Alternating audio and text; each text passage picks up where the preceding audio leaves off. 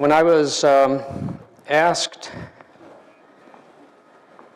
maybe 4 or 5 months ago if I would be willing to put in a word to supervisors to encourage postdocs and young researchers to participate in this symposium, my immediate response was sure. I think it's an excellent way for you to showcase your work. I understand there's been actually very good participation this year in the poster sessions, and that the requests for oral presentations were oversubscribed by at least a factor of 2. I think those are all very positive signs. Maybe next year you'll have to have more oral presentation time to allow more people to participate that way. About the same time I was asked about that, I was also asked, would I be willing to give a talk at this symposium on my career? At the time all this was underway, we were completely immersed in writing a proposal to continue managing Brookhaven through BSA. So I didn't even think about this. I said, sure, no problem, I'll be happy to give a talk. It turns out it's a lot easier to talk about my research than it is about my career. So I will probably end up mixing a bit of the two together and do a little bit of my slides talking about some of the research that I've done in a bit of detail. The other thing that happened as I was putting this presentation together was that I thought I should start off with some ideas that aren't related to my talk. And the first one I wanted to highlight is, this is your day. The symposium is for you. It's a really excellent time to see how you're progressing in your own career path. And I feel like it's a privilege for me, and I probably would say the same thing for the other senior people, to be able to share this day with you. But it really is your day. Reflecting back over my own career, I've been very fortunate to have the opportunity to work in a wide range of research areas. I've had colleagues who have worked primarily in one area for much of their career, and that has not been what I have wanted to do. I've spread myself out over several different things, and that can sometimes be good, sometimes bad, if you don't have an opportunity to do something reasonable in an area. But it's, for me, been a fascinating way to understand more about my field, which is nuclear physics, instead of only living in a small corner of my field. Many things start to come into play as you move through your career. For me, it became sometimes not so easy to balance the research and the other things that I was doing. They often became very intertwined, in fact. And I warn you that as you move through your careers, you have to decide how to balance things. But don't lose sight of what you find to be most important. Because for me, if it wasn't fun and rewarding, I didn't really want to do it. And so I wouldn't do a good job at it. Another thought I wanted to pass along at the front is that my career path and my colleagues' career paths were often very different. It's not surprising. I think probably every career path ends up being a little bit different. But it helps a lot to try to be at the right place at the right time. It's not always easy to guess that. But luck can play a role in what you're doing. And I've heard that from many of my colleagues, that they felt like they just happened to be at the right place and were really lucky on certain things that happened to them. So don't pass it up. If you have a chance to be lucky, grab it. And finally, I wanted to leave the take-home message that I hope you get from this right at the very front. Not to leave it when you might be half asleep or 3/4 asleep or fully asleep at the end. And that is, I think it's really important to enjoy what you're doing in order to have a long, fulfilling career in the area that you've chosen. So please remember that and try to keep it in mind as you progress through your own career path. Okay, so now on to the subject of the talk today. I decided to use a timeline, got a bunch of dates up here that I will sort of fill in as we go along, to try to explain a few things that occurred to me in my career path. One of the pivotal moments, I didn't realize it at the time, but looking back on it, occurred actually before this timeline starts. I got my Bachelor of Science, as you already heard, from the University of Missouri at Columbia in 1969. There are a few people in the audience that I see who will remember what life was like back in the late 1960s.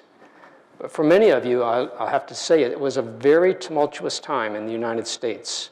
We were embraced in a war in Vietnam that was becoming extremely unpopular throughout the country. There were demonstrations on college campuses all across the country against the war.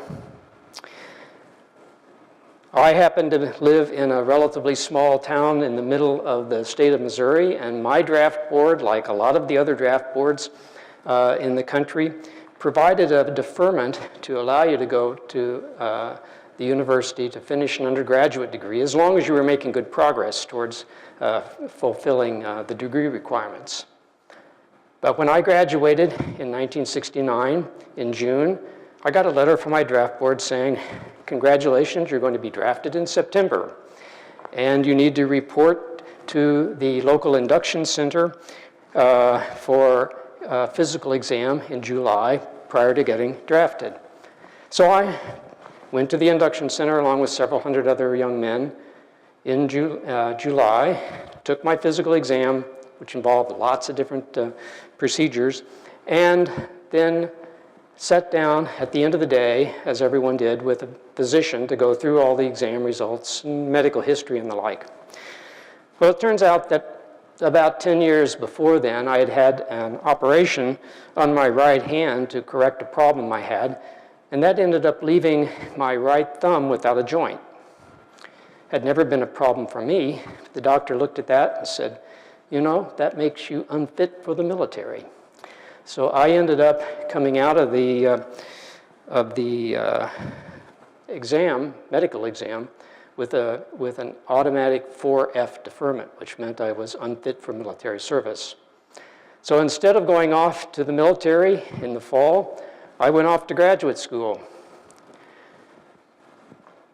I had been planning to go to Princeton, but I figured I would be putting that on hold for several years with the advent of going into the Army. And instead of that pivotal time meant that I went off 4 years later, finished my degree at Princeton, and was able to work in a very active environment at Princeton in a nuclear physics group that was surrounded by a new facility coming online. But I actually ended up coming to Brookhaven for my thesis experiment instead of using the new cyclotron that had just come online at Princeton. In fact, I carried out my experiment using the 3MV Van de Graaff here. It's a facility I believe that still may be operating these days. My thesis project turned out to be actually, again, a very interesting one. It was titled Beta-Alpha Angular Correlations in A=8, a search for second-class currents. What I did was produce some sources of lithium-8 and boron-8 at the Van de Graaff, looked at the beta decay of those sources to the nucleus beryllium-8, which breaks up into 2 alpha particles, and measured the correlation between the beta and the alpha particles as they came out. That correlation was sensitive to what we call recoil-ordered corrections to the weak interaction, and one piece of those recoil-order corrections was a possible second-class current. I didn't find any evidence for second-class currents in my experiment, and I wanted to point out, too, that this was done as the electroweak standard model was just sort of gaining traction in the community, in both the high energy and nuclear physics community. There were other groups doing similar experiments, one in Japan who claimed to see evidence for second-class currents, and another group at Princeton who actually also claimed to see evidence for second-class currents. So that there was a kind of a discord there at the time. So in my follow-up career path, actually did another experiment sensitive to these same currents in the mass 20 system. Again, didn't find any evidence for them.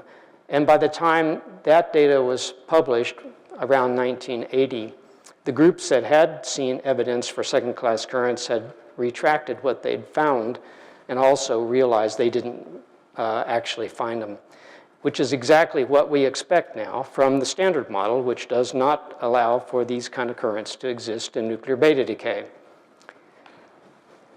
That's sort of a theme of finding something prior to when the model is out will come up a couple of times in my career path. So as I was doing these experiments at Princeton, there was a group that was also working at Texas A&M doing very similar experiments, and they invited me to come down and give them a couple of tutorials about the theory of this work that I was doing so that they could apply it to what they were doing. It was a brand new facility that had opened up at Texas A&M University in nuclear physics that I went to when I went to visit the people there. So I talked to them, gave them several seminars on the theory, talked to a lot of other people at the lab. That was in the spring of 1973 before I'd finished up my thesis. Went back to Princeton, busily working on the thesis. I got a call a few weeks later saying, would you be interested in applying for a job as an assistant professor? So I hadn't really been thinking about what I was going to do, but I realized that at that particular time, there weren't very many jobs out there for people, especially in an academic environment. So I said, sure, I'll be happy to apply. I went on a visit not too long after that, and was offered a job as an assistant professor at Texas A&M, which was very rapidly changing its character from a military school to a major university. When I went to Texas A&M, the enrollment, I believe, was about 20,000 students. Today, it's about 60,000 students, and so you can see what was happening. It was mushrooming in terms of where it was heading. I joined Texas A&M in January 1975, started some new programs there, including a number of experiments where I could look for charge-dependent effects in the nuclear force. This was the 1970s. Quantum chromodynamics was around the bend, but it really wasn't in place yet as what we realized was the force for the strong interactions. So what we knew about the nuclear force was mostly from phenomenology and experiment. We didn't know at that time whether there was much in the way of charge-dependent effects that came into play, but I didn't find any evidence for them, and quantum chromodynamics tells us we really shouldn't find any evidence for them.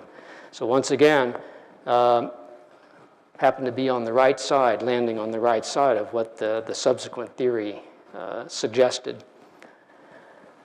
The work that I was doing, I guess, gained a bit of notoriety at that time. And in order to keep me happy, Texas A&M promoted me to an associate professor in, I believe it was the fall of 1978, and I was then tenured the next September. I was told that at the time, I was the first person that got early tenure at the university. It certainly broke the mold. A number of people have followed that since. So that was one pivotal time in my career, going to grad school instead of heading off into the military. Another pivotal time came in the spring and summer of 1979 for me. I had an opportunity in the spring of 1979 to change locations and move back to the school where I had done my thesis work, Princeton, as an associate professor. At Texas A&M, we had been looking for someone to come in and change the character of the physics department. The department had grown as one that was primarily focused on teaching, and with the expansion of the university, we were trying to move it into a research department.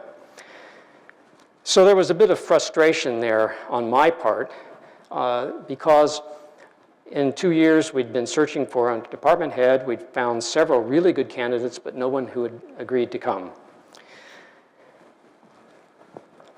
So often what you'll find over your career is it's many facets that come into play. For me, there were some personal reasons why it was better for me to stay at Texas A&M than it was to move to Princeton. But on the flip side, Princeton already had a well-established physics department. Texas A&M's department was just getting established. So there was a choice to be made, and what I opted to do was to stay at Texas A&M and become the department head. I did that I can remember well, it was in August of 1979, a month before I officially had tenure at the university. So for me, that was kind of a bold jump. I was pretty young to be a department head, but I realize now, looking back on it again, that that was an opportunity that I didn't realize in place. I had enough energy at that time to be department head and also to continue doing research. So during the 8-year time period that I was department head, we had a major expansion in the physics department. We added programs in high energy experiment, high energy theory, astronomy, added a number of faculty to some of the existing programs, such as the one in nuclear physics and condensed matter and atomic and molecular optics. So it was a very active time. We also had a new building built for the physics department by the university, which we moved into around 1985. So there was a lot going on. But as I said, I was too early in my career to become just an administrator. So I ended up doing a number of projects. Oh, by the way, I was also promoted to professor in that time frame. It kind of was a blip on the map because of everything else going on. But I started doing a number of different experimental projects during this time, including a new study of the possible physics beyond the standard model, looking for the rare decay of a muon into a positron and a photon at Los Alamos. Also, some work that we carried out at the Cyclotron Institute at Texas A&M, using polarized protons in a longitudinal polarization direction to measure parity violation to understand the hadronic weak interaction. And I got involved in another very interesting experiment near the end of this time period, using the 800 GeV proton beam at the Fermilab facility in a fixed target mode, where we did what we call Drell-Yan scattering that allowed us to measure the momentum dependence of the ratio of the anti-D quark to the anti-U quark in the nucleon. And that turned out to be actually quite interesting. There's a follow-up experiment that is now going on at Fermilab using the main injector beam to try to understand more in detail what that system is doing. Unfortunately, I did not participate in that follow-up experiment. Too many other things were going on. So, but it nevertheless was a very, very interesting time that we had there. As we wound down on these experiments, I got involved in several other areas of research, including some work that we've carried out in nuclear astrophysics starting roughly 1995. Another muon decay study through the TWIST collaboration, looking at the normal decay of the muon. And around 2000, our group joined the STAR collaboration here at RIC to focus on the gluon contribution to the proton spin.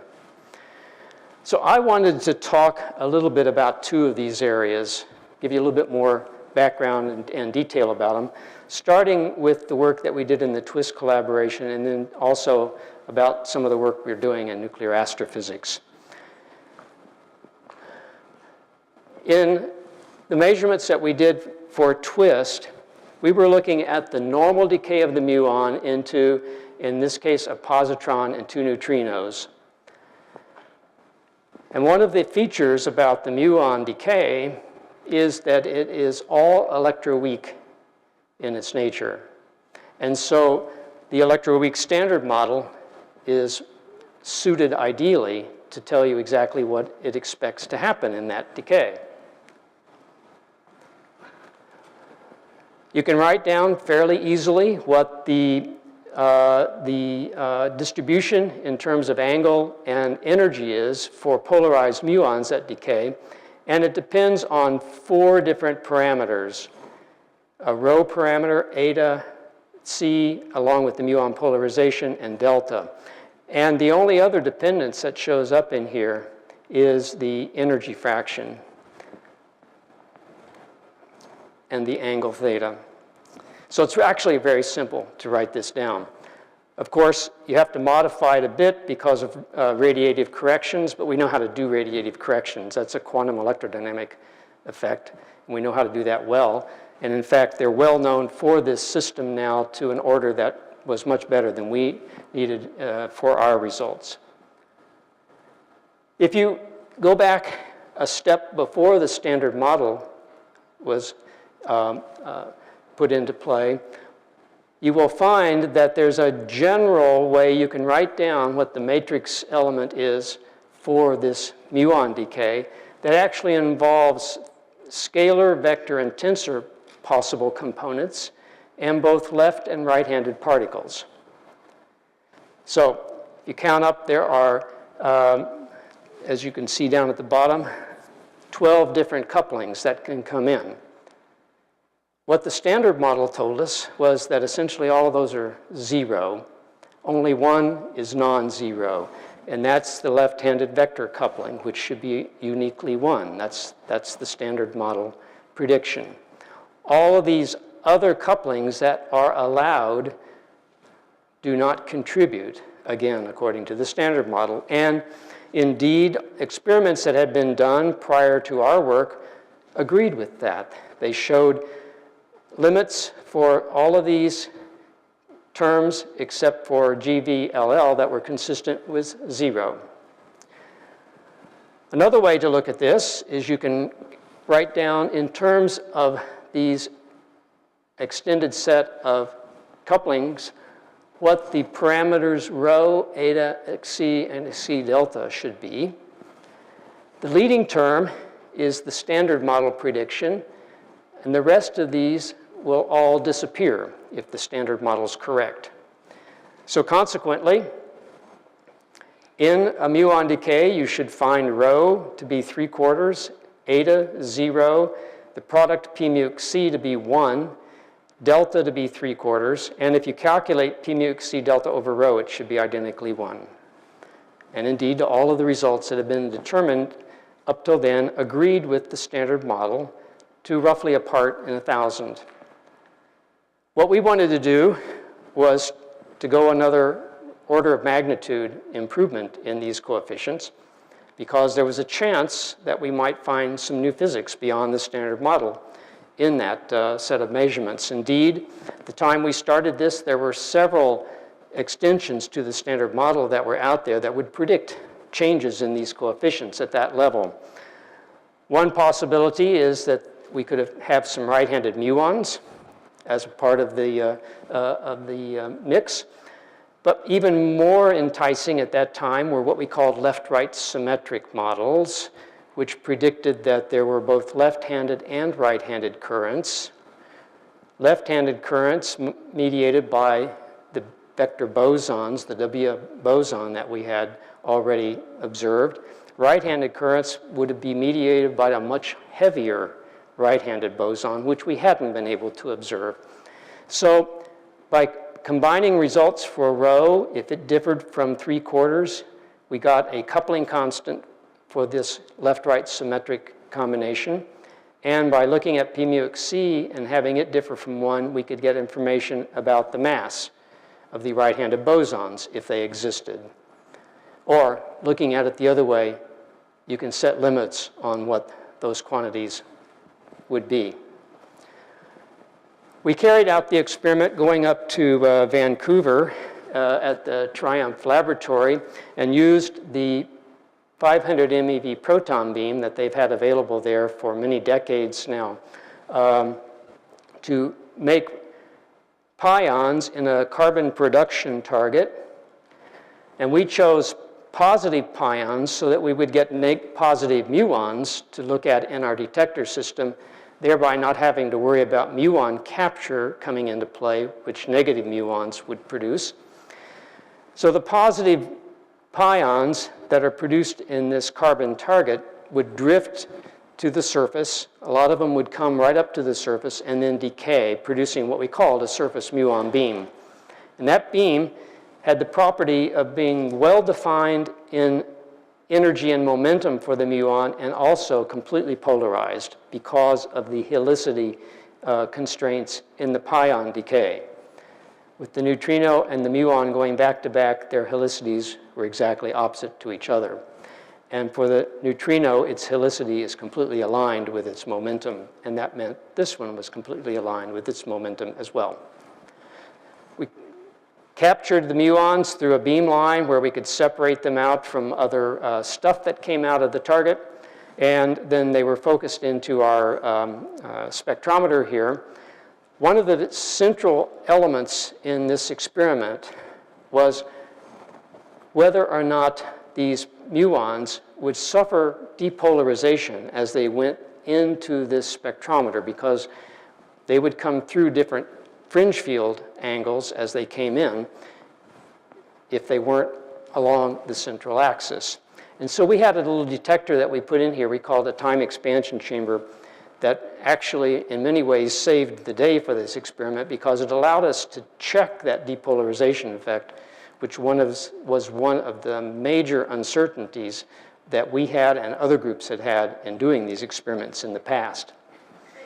Our spectrometer, shown here, consisted of about 44 very nearly massless detectors that were a combination of drift chambers and proportional chambers. And in the middle of that was a target where we tuned the beam parameters and a degrader in front of the spectrometer to stop essentially all the muons in this very thin target. So we had the muon beam coming in, the muons stop here, and then the positrons from the decay would go forward or backward. We'd track them in these chambers and fully reconstruct the events.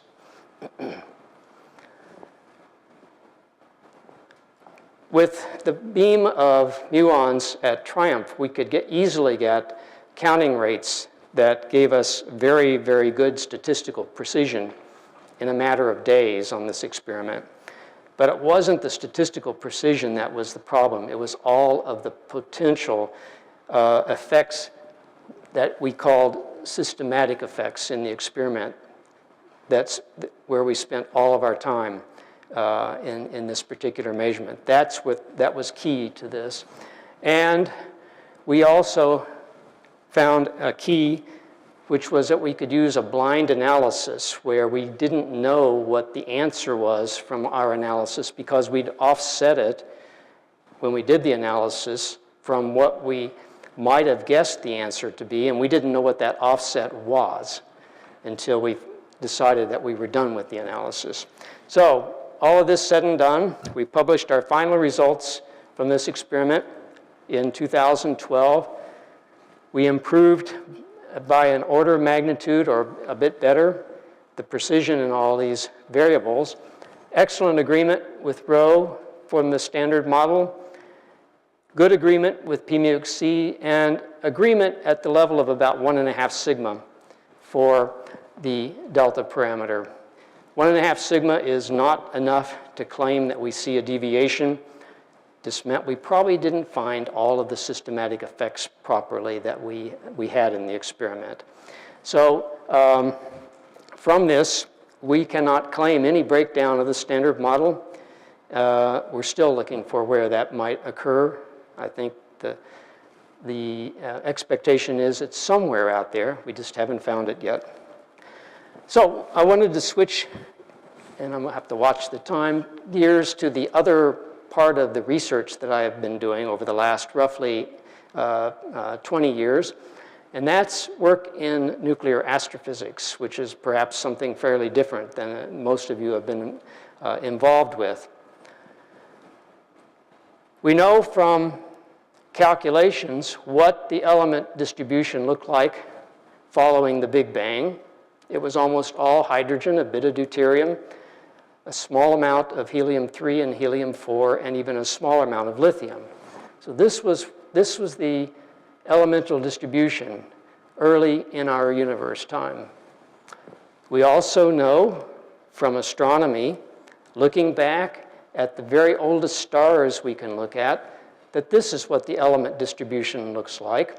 Has a bit of a peak starting to show up around iron 56, but it doesn't really extend out very far in mass number.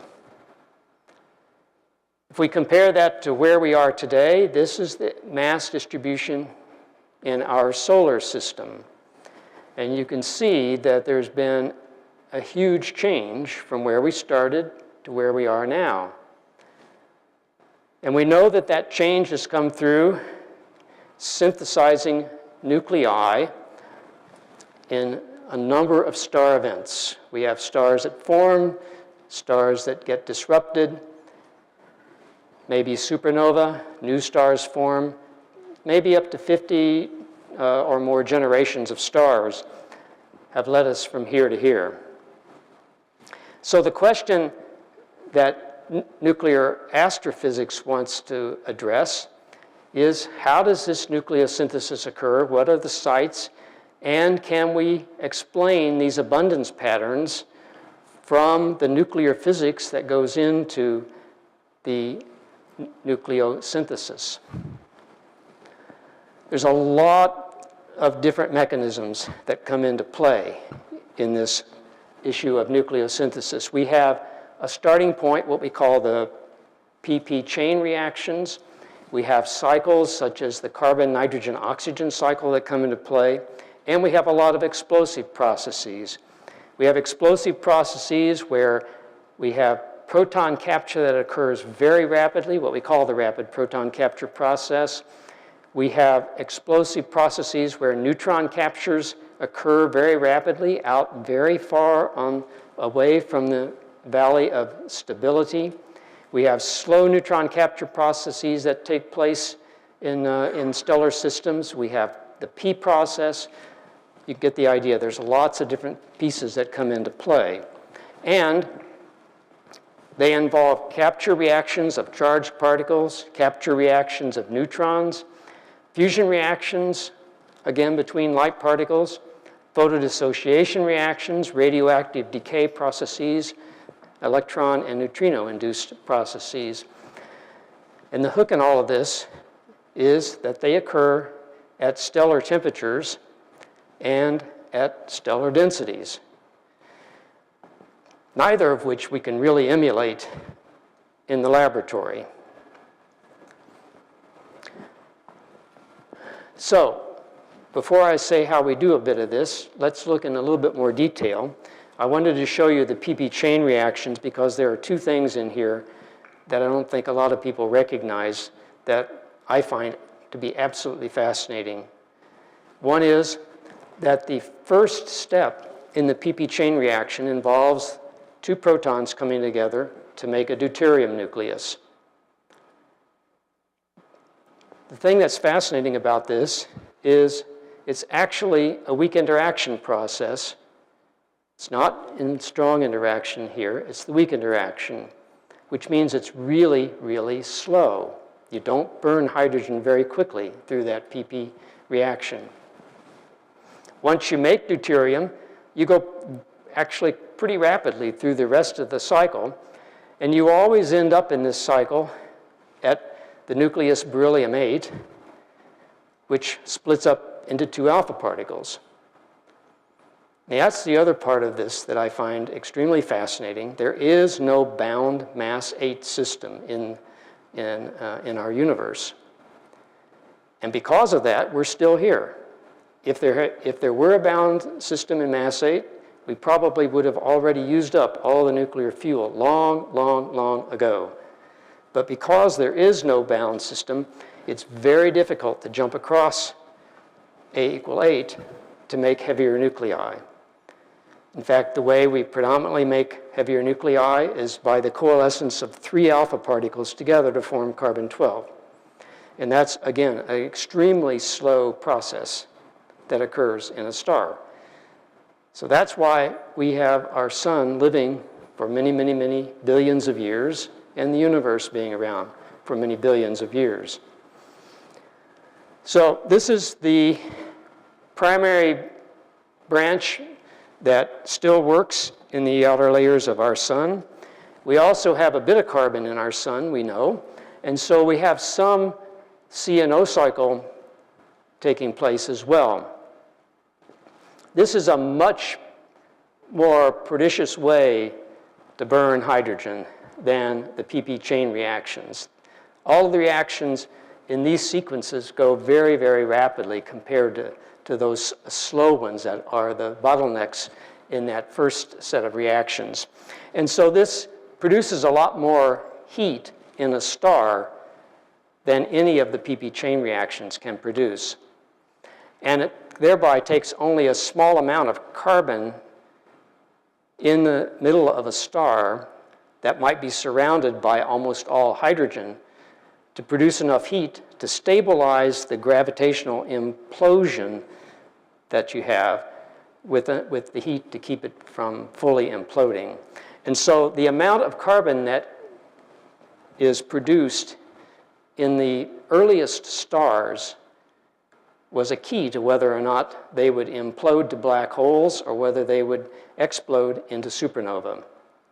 And we know, of course, that both things happen, depending in part, again, on the mass of these heavy stars. So, element production. Most of the light elements, we believe, comes from explosive processes, primarily the rapid proton capture process, but there are also some explosive processes involving alpha capture. And that's through nova, supernova, and X-ray bursts. Heavy element production comes from several different sources. There's a slow neutron capture process that can take place in stars, and that'll get us out to lead-208, but not any further. And so we know there has to be something else going on in stars because we see actinides in the Earth's material. And so that's what some years ago led people to realize there had to be a rapid neutron capture process to produce those actinides. There was no other way to get at it. So we know that there's an R process. We don't yet know where that occurs, although I think we're getting closer to understanding that. Understanding also the nuclei involved in the R process is one of the major reasons that there are some new facilities in nuclear physics, some actually very expensive facilities being built around the world. At Texas A&M, what we've been doing is looking at primarily charged particle capture reactions, and in particular to understand whether or not some of the capture reactions that would allow us to bypass triple alpha ways to make carbon are important in these early stars, these almost all hydrogen stars. And we've also looked at reactions that signal the onset of explosive nucleosynthesis, as well as several of the reactions in the C&O cycle, more recently in the neon sodium cycle, and some above that. So I need to bear with me. We have to have a teaching moment here. Okay? So this is my teaching moment time. This is a view of what happens with radiative charged particle capture at stellar energies. It's basically a classical barrier penetration problem. Stellar energies means that the proton energy coming up to a nucleus is going to be very small, typically less than 100 kilovolts, and often somewhat less than that. And so the proton can't penetrate through the Coulomb barrier for a typical nucleus, and it gets repelled, although there is a probability, of course, of going through the barrier. Since the energies are low, This means capture occurs in these systems at effectively a very large radius. That means the cross-sections are extremely small. And so 40 years ago, roughly, people that were in the business of nuclear astrophysics then defined an S factor where they effectively removed all of the effects of the Coulomb barrier and turned a cross-section that was dropping precipitously, this is a log scale here, as a function of energy into something that became relatively flat, the S factor. And so usually you don't see this kind of a plot in a paper on nuclear astrophysics. You see the S factor plotted instead. But what's often not realized is that we very seldom can get down to the point in these measurements, which is where the action is in a star.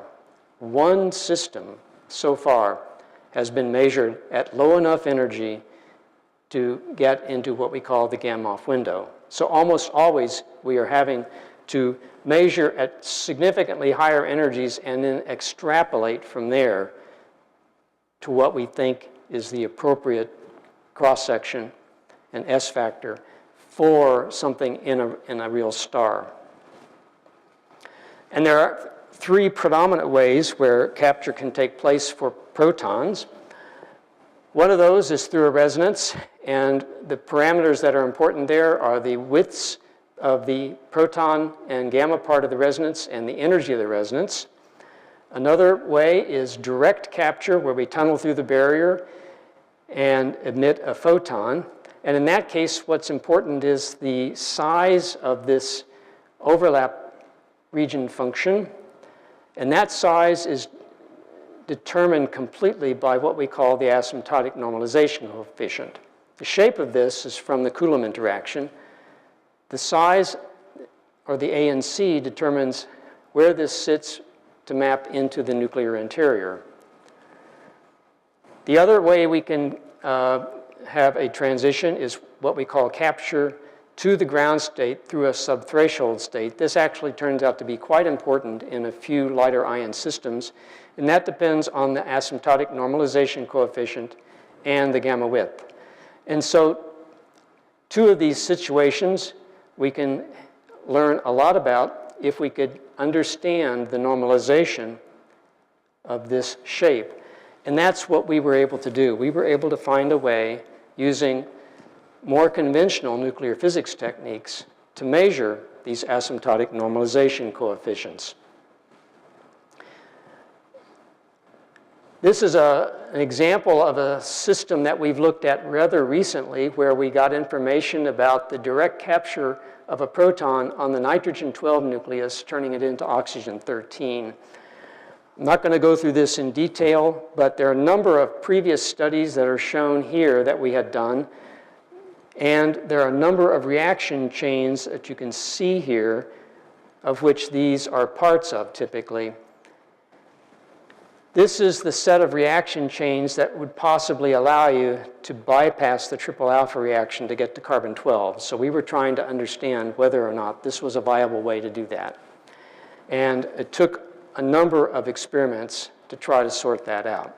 In the case of nitrogen-12 to p gamma to oxygen-13, we did the experiments using our facility at Texas A&M, a superconducting cyclotron, and a recoil spectrometer that allowed us to make a secondary beam of nitrogen-12 nuclei.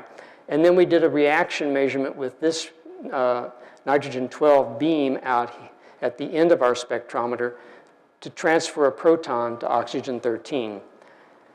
With that reaction, we could actually extract exactly the information we wanted to get the asymptotic normalization coefficient and thereby determine what the reaction rate for N12 p gamma to O13 was. Lots of details. That's a whole nother seminar on its own to explain all those details. And I don't want to go through that today, but I would be happy to answer questions if you have them. If we look at the set of measurements that we've done, the blue arrows here show the systems that we've looked at, either at Texas A&M or with colleagues that we've worked with in the Czech Republic. We've added to that recently some proton decay measurements, which allow us to look at resonance states in a number of important systems. And we're working now on some radioactive beam experiments that will extend our measurements up into higher parts of the SD part of the nuclear shells. So, coming back to my timeline to try to finish that out, I became, as you heard earlier, director of the Cyclotron Institute in 2003. The Cyclotron Institute was designated a DOE Center of Excellence around that time, has major programs in a number of areas, including nuclear astrophysics and several other heavy ion-related areas. And as part of my taking on the job as director, I said, okay, we want to develop a new capability to accelerated radioactive ion beams at our facility. So we sent off a proposal to DOE, and combining DOE with local support from Texas A&M and one of the groups in Texas that provides support, a Welch Foundation to basic research, we put together a package leading to accelerated radioactive beams at our facility. And so what we now have is a facility that looks like this. It has 2 operating cyclotrons. Part of what we did was refurbish our original cyclotron, and we use it with very high intensity beams to produce secondary products over here in some ion guides that we can then transport the reaction products after they've been stripped of electrons in an ECR ion source to the superconducting cyclotron. They get accelerated and sent out to the various beam areas. So that project started 2005, and it's now in the final stages of commissioning. Adding 2 more things to this, I was named Distinguished Professor in 2010, which was about the same time as I worked with the group from engineering and a group from our Bush School to put together an interdisciplinary institute, which we call the Nuclear Solutions Institute. So that was one of the first interdisciplinary institutes we've had at Texas A&M, and we were combining expertise in several areas to try to attack a number of problems that we thought would be useful to go after as a group. Finishing up, and I've got about 2 or 3 minutes left to go through this, I thought I would give you just an idea also of what you need to do in terms of service to your community. It's not always enough just to go off and do your own research. You need sometimes to be a member of a broader community.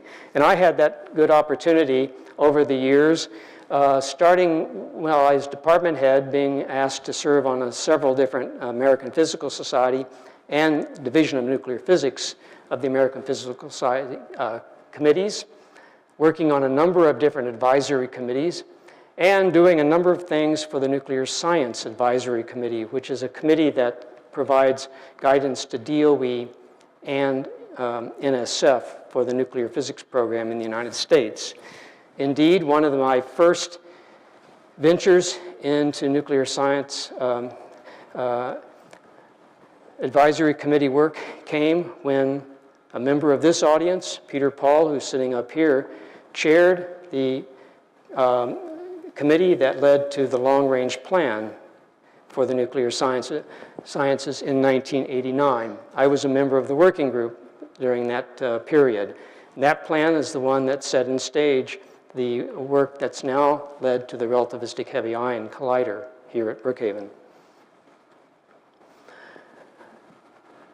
Following this, I was asked to join NSAC for a 3-year time, and one of the first jobs I was given was to be on a rather contentious committee that was chaired by John Schiffer, and again included Peter Paul, called ultimately the Schiffer Subcommittee. That committee was asked in the early part of the 1990s to figure out a way to carry out what the 1989 long-range plan had suggested we should do. The end result from that was that the Los Alamos Meson facility ultimately shut down, making way for some new things, in this case, again, the relativistic heavy ion collider and the Jefferson Lab program. In 1996, there was a next long-range plan that was done. I was a member of the working group for that long-range plan. The person who started that is someone you might recognize. It was Ernie Moniz, who was chair of INSAC at that time. He didn't finish that plan because he got called to Washington to serve at DOE, and it got turned over to another person to finish, but he certainly put in place the work that led to the 1996 long-range plan.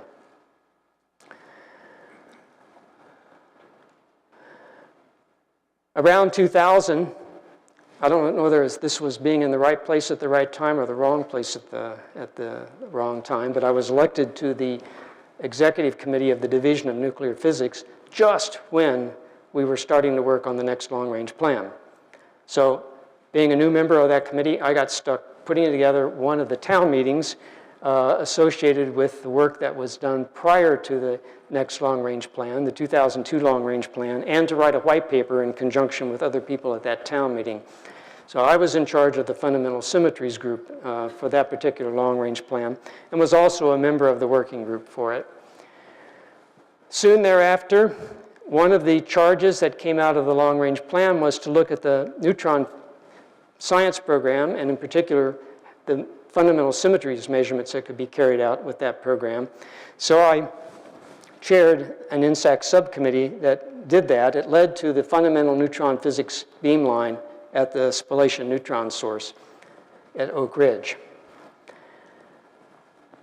Then in 2005, when I was running shifts at RIC, I got a telephone call from the chair of INSAC saying, would you please chair a subcommittee for us to figure out how we're going to deal with budget cuts anticipated in 2006. And those budget cuts were going to create lots of problems for figuring out how to deal with implementing the 2002 long-range plan. I thought very long and hard about whether or not I should do that. I finally decided, okay, I'll take this on. I'll probably get everybody mad at me in the field, and somebody else can do it from there. Turns out that that's not what happened. Again, timing is everything. We turned our report in almost exactly the same time as Norm Augustine turned in a report. It's called Gathering Before the, excuse me, what was the title of that report? Rising Above the Gathering Storm. Get it right there. That made a huge impact in Washington. And instead of cutting budgets for research, there was a big push to increase budgets for research. It just completely flipped the equation. And so nuclear physics was in a position to benefit from that. We had written a report that said, you know, it would be really stupid to shut down one of our big facilities right now. They're just in the prime of what they're doing. Can't we find a way to get enough support to keep them going? And that's what we were able to do. So my reward was to be asked to be chair of INSAC for the next 3 years and to write the next long-range plan in conjunction with a working group. So the 2007 long-range plan, that's the one we have now in place, happened while I was chair of INSAC. To finish the story, as being part of being chair of INSAC, I was also on the International Union of Pure and Applied Physics Working Group 9. Both the chair and past chair of INSAC are part of that working group, so I started on it as chair and extended my time as past chair. As I was leaving my position as INSAC chair, I was voted into the chair line for the Division of Nuclear Physics, which was another sort of 4-year stint of community activity there. And in 2012, I was asked if I would do another one of these very difficult subcommittees which was looking at how to implement the 2007 long-range plan because budgets weren't going up as quickly as we had anticipated when we wrote that plan. So that was finished just at the beginning of 2013. Some of you may have remembered that report. Again, it was written to say that we, as a community, will be devastated if we shut one of our big facilities. What we said in that report was if we had to shut something, it would be RIC, but it would be stupid to do that. And we proposed instead a modest budget scenario, we called it, to allow us to keep moving forward, not as quickly as we had anticipated in the long-range plan, but still moving forward. And that's what we've been able to follow, fortunately, since this report was submitted. The last thing on my list here, I put a few years ago, I agreed to become the chair of Working Group 9. So even though I should have rotated off of it, I got stuck a bit longer chairing it. And that brings me then to my last slide, end of February 2014. I moved to Brookhaven as Deputy Director for Science and Technology and worked with the rest of the team members here to lead the proposal for BSA, which was successful to continue operating the lab. So thank you very much for staying with me during that set of reminiscence. Thank you.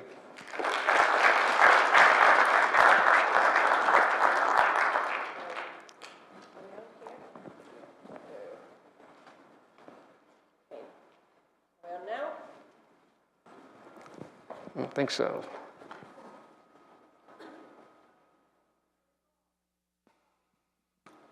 There we are. Is that good? Okay, so thank you very much. And I think maybe we can squeeze one tiny question in. Yeah, sorry about that. Do we have any questions? What does Working Group 9 do? What does Working Group 9 do? Working Group 9 is a group of major facility directors and the chairs of INSAC and NUPEC, and now an Asian equivalent, ANFA, and a Latin American equivalent, that's ALAFNA, I believe is the acronym. And the charge for Working Group 9 is to look at the coordination of facilities around the world and try to make sure that we're all realizing what other countries are doing so that we don't duplicate efforts as much as we try to be synergistic in those efforts. And as part of that, there is about a 400-page booklet that is on the web now that describes all the nuclear physics facilities around the world. Preface to that describes what nuclear physics is doing in those facilities around the world.